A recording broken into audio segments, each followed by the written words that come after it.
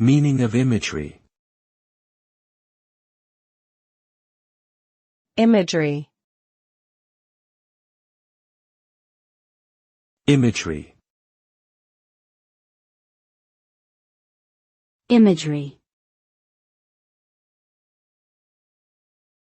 Imagery.